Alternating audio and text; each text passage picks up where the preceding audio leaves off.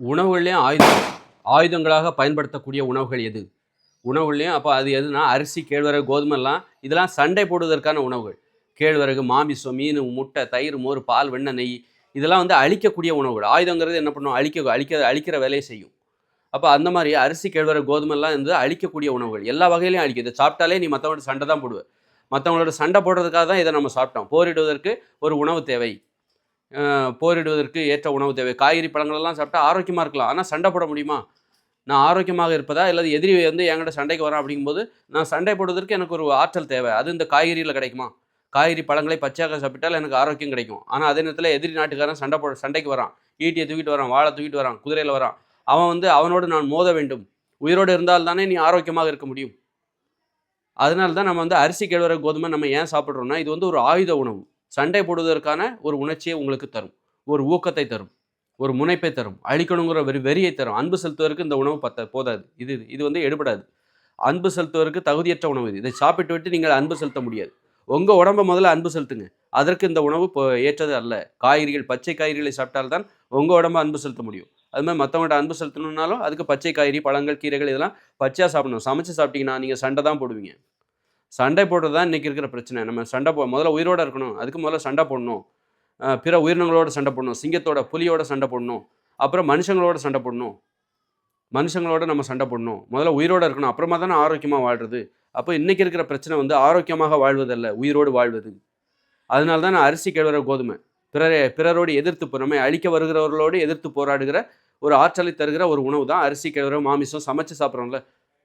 இந்த உணவு நம்ம உடம்பையும் காலி பண்ணும். நம்ம உடம்புல நோய்களை ஏற்படுத்தும். நிம்மதியாக தூங்க விடாது. அந்த மாதிரி பிறரே அழிக்கும். நீங்கள் பிறருக்கும் இதைத்தான் குடிக்கிறீங்க. பிறரே அழிக்கிறீங்க. அப்போ எப்போ நம்ம இந்த காய்கறிகள், பழங்கள் ஆரோக்கியமாக சாப்பிடுவதற்கு ஏற்ற உணவுகள் இருக்குல்ல, காய்கறி, பழங்கள் பச்சையாக சாப்பிட்றது.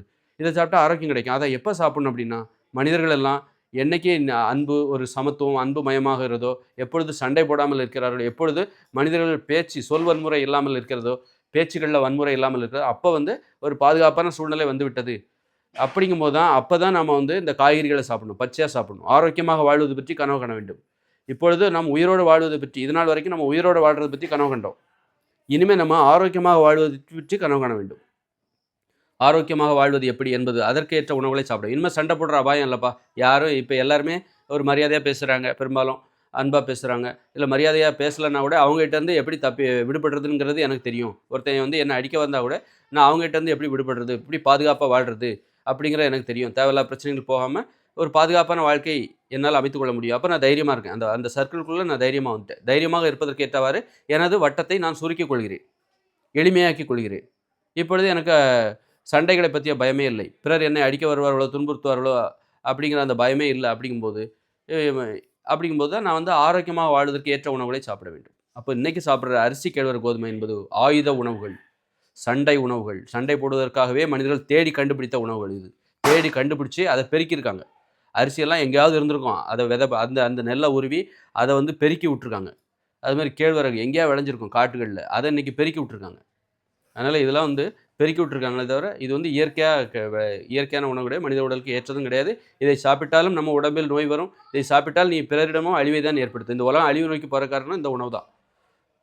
இந்த மனித இனம் அழிவை நோக்கி போகிறதுக்கு காரணம் இந்த உணவு தான். அந்த உணவிலிருந்து தப்பிச்சு நாம் இன்றைக்கி ஒரு ஆரோக்கியமாக வாழ்வதற்கு ஏற்ற பச்சை காய்கறிகளை பச்சையாக சாப்பிடுகிற, சமைத்து சாப்பிடாமல் இருக்கிற அந்த உணவு முறைக்கு மாறினால் மட்டும்தான் நாம் உயிரோடு வாழ முடியும். மனித இனம் எதிர்காலத்தில் கண்டிப்பாக அது நடக்கும். மனித இனம் கண்டிப்பாக உயிரோடு தான் வாழும் அப்படின்னு நாம் நம்புவோம்.